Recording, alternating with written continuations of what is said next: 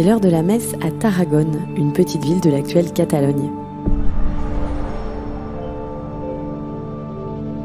En ce début de XIIIe siècle, la cathédrale de la ville regorge d'activités et de visiteurs. Les bâtiments attenants à la cathédrale, en particulier, hébergent plusieurs dizaines de chanoines. Ils y mènent une vie quasiment monastique, mais participent aux offices publics dans la cathédrale, aux côtés des paroissiens. Comme chaque jour, à l'heure de la messe, ils quittent leur cellule et rejoignent le cloître, un espace qui leur est réservé et qui relie leur lieu de vie au cœur de la cathédrale. À chaque pas sous les arches majestueuses de ce lieu richement décoré, les chanoines peuvent admirer des motifs floraux plus raffinés les uns que les autres. Mais l'élément de décoration le plus intrigant est situé au niveau de la porte qui donne sur l'église. C'est un chapiteau sculpté sur 4 faces.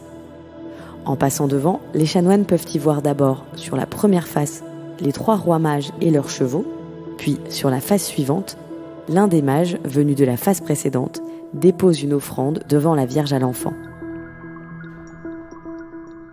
Un détail est réservé aux chanoines les plus observateurs. Sur la première face, les mages portent des éperons, signe qu'ils viennent de descendre de leur monture. Sur la deuxième face, en revanche, le mage n'en porte plus.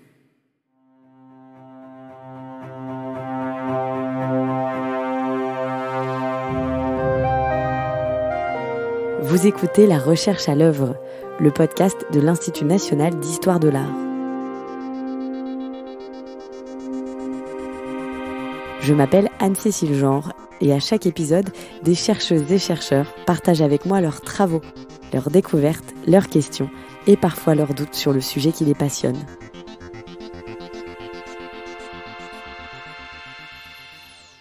Ici, je suis devant un portail d'église. Mais il faut avoir à l'idée à quoi servait cette porte. Parce qu'on ne décore pas un portail tel que celui-ci, donc qui n'est pas visible par le laïc, comme on décorerait un portail qui donnerait sur la place du marché et qui serait vu par tout le monde.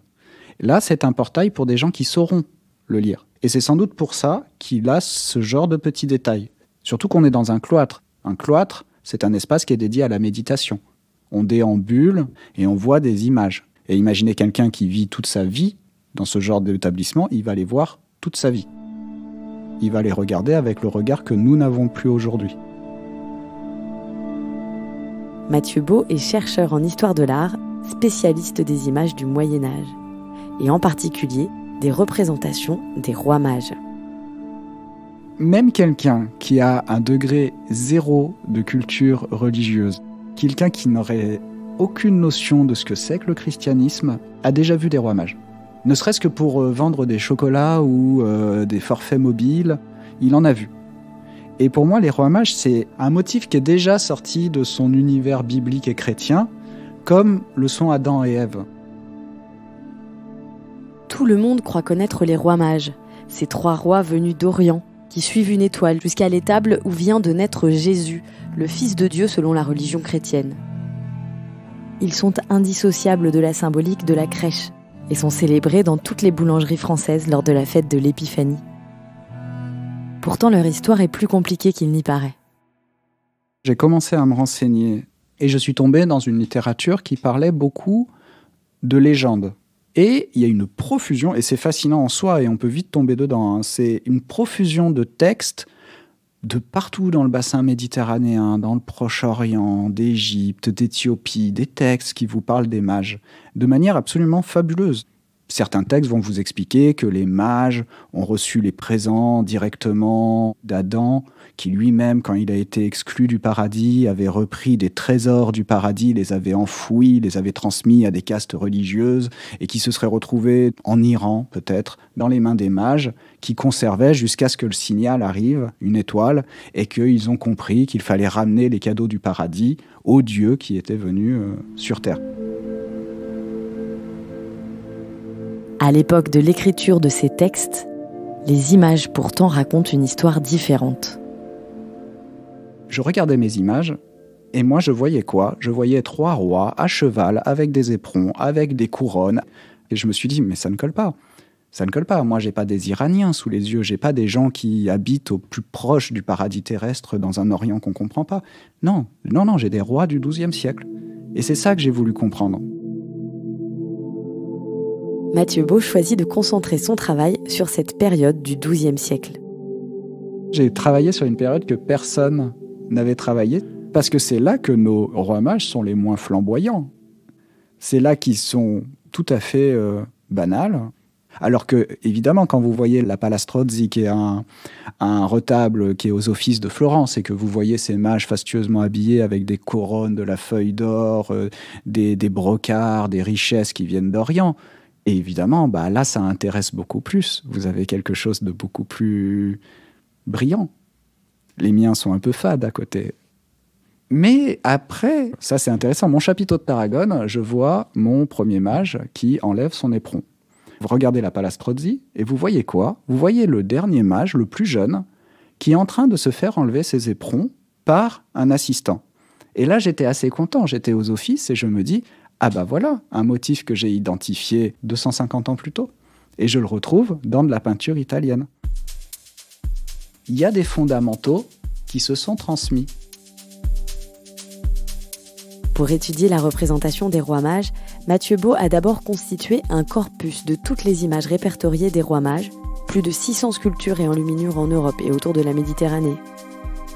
Puis il a restreint son périmètre d'étude à 240 images monumentales, c'est-à-dire ornant des monuments, datant du XIe et XIIe siècle en Europe. Ce qui sautait aux yeux, c'est que pour les œuvres les plus anciennes, j'avais devant les yeux 3 personnages assez rigides, exactement les mêmes. Même tête, même physique, même vêtements.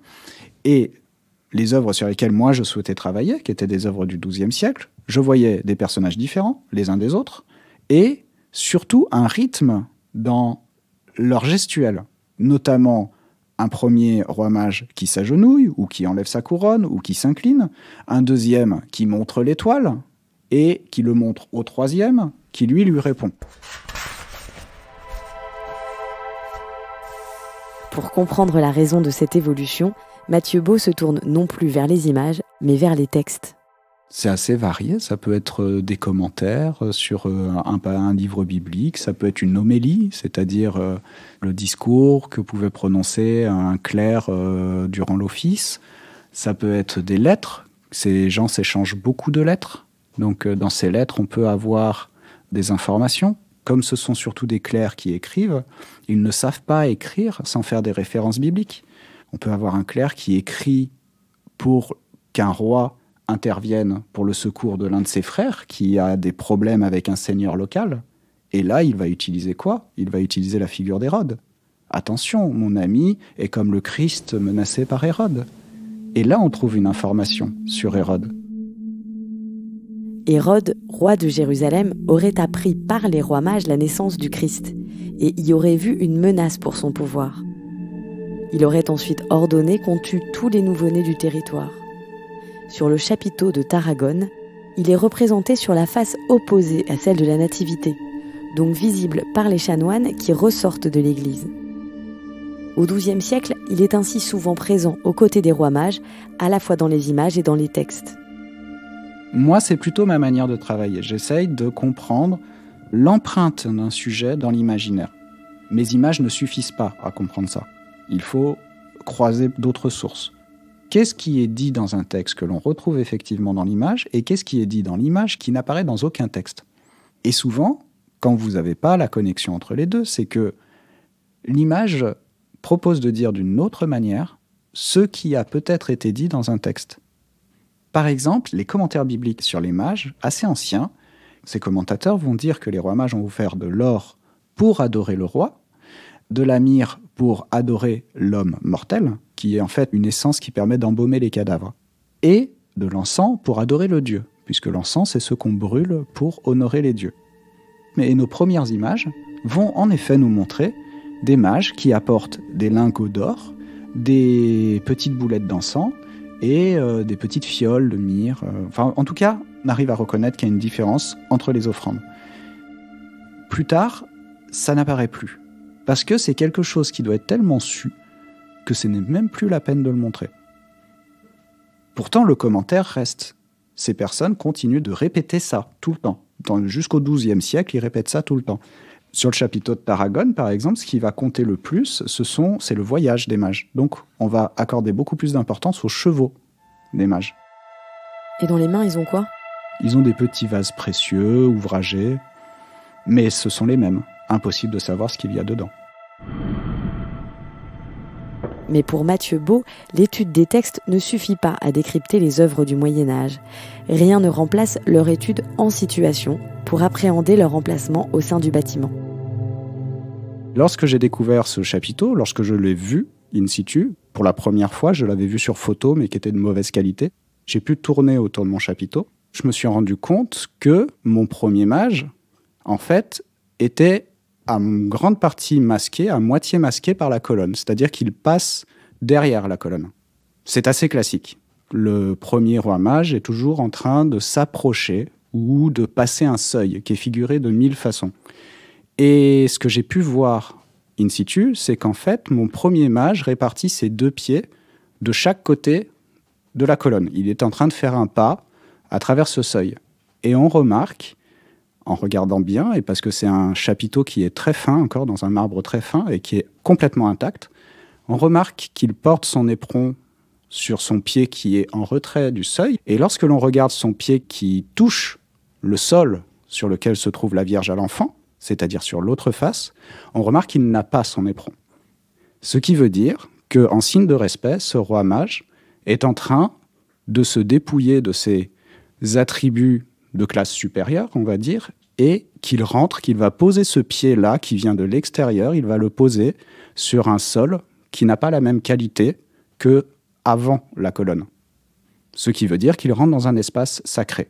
Exactement comme qui passerait du cloître devant ce chapiteau rentrerait dans le cœur de l'église, dans un espace sacré, dans lequel il doit montrer des signes de respect, il doit changer sa personne parce qu'il rentre dans un espace plus sacré.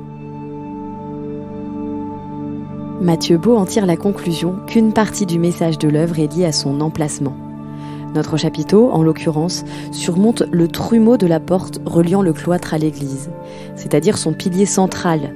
Il est donc fort probable que les chanoines passaient d'un côté pour entrer et de l'autre pour sortir. Qui entrait du cloître pour rentrer dans l'église voyait les rois mages. Et il voyait aussi la nativité.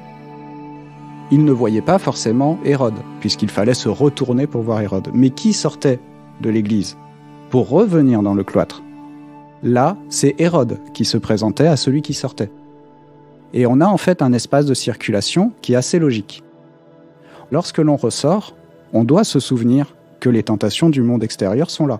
D'où la nécessité de mettre cette figure-là qui rappelle que la tentation est toujours présente. Cette intuition, le médiéviste va en chercher la confirmation dans les textes. Il y a un texte d'un clerc, Julien de Vézelay, qui prononce un discours devant les novices qui viennent d'entrer au monastère. Et il leur donne l'exemple des rois mages. Et il leur dit, voyez, ces rois mages qui sont venus de très loin, qui ont souffert d'un grand voyage, qui ont été torturés par la faim, par le froid, qui ont affronté un roi machiavélique. Ils ont enduré toutes ces souffrances pour adorer un petit enfant. Et il va leur dire, vous qui êtes en adoration devant ce Christ, vous bâillez, vous vous grattez, vous vous plaignez d'avoir faim. Pourquoi vous ne prenez pas exemple sur ces personnages? Et je crois que les images racontent ça. Elles sont riches d'enseignements, et c'est ce que le fidèle voit dans ces images.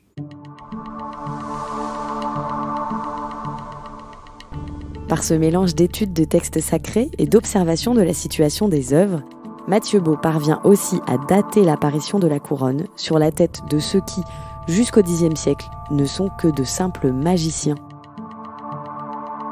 Puis, à partir du XIIe siècle, la différenciation entre les 3 mages, avec un homme âgé, un homme d'âge moyen et un plus jeune, souvent à la peau noire. Il se trouve qu'en fait, nos commentateurs bibliques ont déjà, dès le 7e siècle peut-être, envisagé l'idée qu'un des mages pouvait venir d'Éthiopie. Le problème, c'est qu'on ne connaît pas très bien l'Éthiopie, on ne sait pas où ça se trouve. C'est une contrée merveilleuse avec des dragons, des chimères. Voilà, on ne connaît pas, donc ça n'a pas d'intérêt de mettre un mage noir. Plus tard, lorsqu'on connaît mieux, qu'on a une meilleure connaissance encyclopédique de ces contrées-là, eh ben, si on veut que notre christianisme reste universel, il faut montrer ces peuples pour ce qu'ils sont, avec les connaissances ethnographiques qu'on a. Et donc là, le mage noir devient cohérent. Il devient cohérent et souvent il va remplacer le mage jeune. Et les noms qu'on connaît aujourd'hui, Gaspard, Melchior et Balthazar? Sur les noms, ça, à la fin du XIIe siècle, on commence à trouver les noms, mais c'est difficile parce qu'ils changent. C'est pas toujours les mêmes noms. Ça n'a pas vraiment de logique, ça demande des compétences linguistiques que je n'ai pas en langue ancienne, et pour une raison qui m'échappe encore. Les noms que l'on connaît aujourd'hui vont se fixer.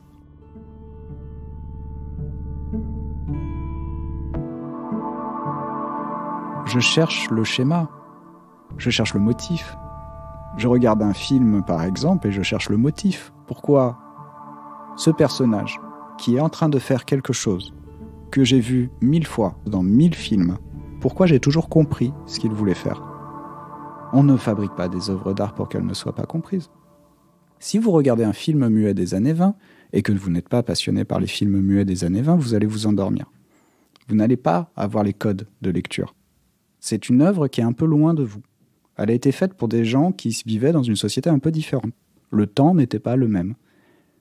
Je crois que c'est un peu la même chose, sauf qu'il y a 800 ans de distance entre ces œuvres et nous. Et ça demande, c'est pas simplement une petite question de goût là qui change. C'est vraiment une représentation du monde qui change intégralement. Et je pense que c'est pour ça que le Moyen-Âge m'a intéressé. Ça demandait un certain effort d'aller chercher ce que l'œuvre avait à dire. Mathieu Beau réalise la distance qui le sépare de ses sujets d'études quand il passe plusieurs mois à Vérone en Italie. La ville est connue pour servir de décor à la romance de Roméo et Juliette. Mais elle regorge aussi de trésors pour un médiéviste comme Mathieu Beau. Notamment son imposante bibliothèque capitulaire, une des plus anciennes bibliothèques d'Europe, qui abrite des ouvrages ecclésiastiques uniques au monde. C'est à ce moment-là que j'ai commencé un peu à changer de manière de travailler. La cathédrale de Vérone est donc vraiment dans la ville ancienne, et juste à côté, vous avez la bibliothèque capitulaire. Je travaillais sur ce monument, c'est-à-dire que j'allais l'observer le matin, je le regardais, j'allais à la bibliothèque capitulaire, je travaillais sur des manuscrits qui, pour beaucoup, étaient à Vérone depuis très longtemps, et je ressortais, je revoyais ma façade. Et à chaque fois, chaque jour, je la voyais un peu différemment. C'est une façade sur laquelle vous avez des griffons à l'entrée. Vous avez des griffons qui tiennent des colonnes. Et je voyais des enfants jouer à cheval sur ces griffons. Et je me suis dit, mais depuis combien de temps les enfants de cette ville font du cheval sur les griffons? Parce qu'ils sont usés, ils sont très usés sur la partie supérieure. C'est comme ça que je me suis dit, en fait, je suis en train d'entrer dans vraiment l'histoire d'un lieu. Je suis dans la bibliothèque qui était déjà là à l'époque où la cathédrale était neuve. Je consulte des manuscrits qui datent de l'époque de ma cathédrale. Et au bout de 3 mois, à force de voir la même façade, vous commencez vraiment à la comprendre dans le détail. Et c'est pour ça que je pense qu'on peut étudier ces œuvres avec autant d'attention. Parce que quand on voit la même œuvre pendant toute une vie, ça devient une œuvre familière de cette cité. Donc voilà, c'est pour ça qu'après je suis allé plutôt dans le local, parce que cette durée, toute cette culture locale qui peut se trouver sur une œuvre publique, ça m'a intéressé. Désormais, Mathieu Beau ne travaille plus sur un corpus d'images, mais sur la spatialité des œuvres au sein d'un même lieu. Il étudie en particulier la ville de Vérone, où les rois mages sont présents sur le tympan de la cathédrale. Et la façade ressemble beaucoup à une autre façade, un peu plus loin, l'abbatiale, dans laquelle il y a les reliques du saint patron de la ville. Et il se trouve que le tympan, c'est exactement la même composition. Sauf que cette fois, j'ai le peuple de la cité qui se réunit autour du saint patron. Et je commence un peu à comprendre que y a peut-être dans la ville italienne, à ce moment-là, une manière de se penser comme une entité autonome. Mais il y a un détail sur le tympan de la cathédrale qui reste un mystère pour le chercheur malgré toutes ces années à se mettre dans la peau de nos ancêtres d'il y a 800 ans. Disons que j'ai un problème en fait, il y a une scène que j'arrive pas à identifier et il me manque quasiment que ça.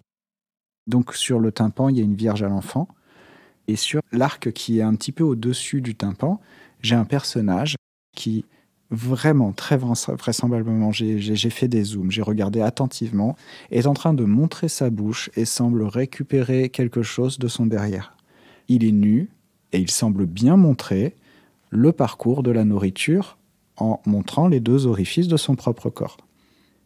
Alors évidemment, je peux essayer de raccorder ça avec quelques acrobaties en me disant, bon, le corps du pêcheur qui se nourrit de nourriture terrestre. N'empêche que c'est bizarre, il me faudrait un peu plus que ça.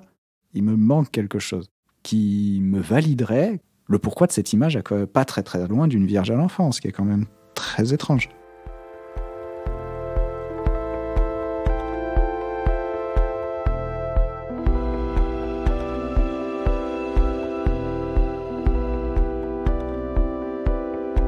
En 2022, Mathieu Beau a publié un ouvrage aux éditions de la Sorbonne intitulé « Ces rois mages venus d'Occident ». Il y expose toute la complexité de ses découvertes sur l'imaginaire féodal par l'étude des images des rois mages. Ce podcast est produit par l'Institut national d'histoire de l'art, en partenariat avec Beaux-Arts Magazine. Si vous aimez ce podcast, vous pouvez le partager autour de vous et nous laisser des étoiles ou des commentaires. Merci pour votre écoute.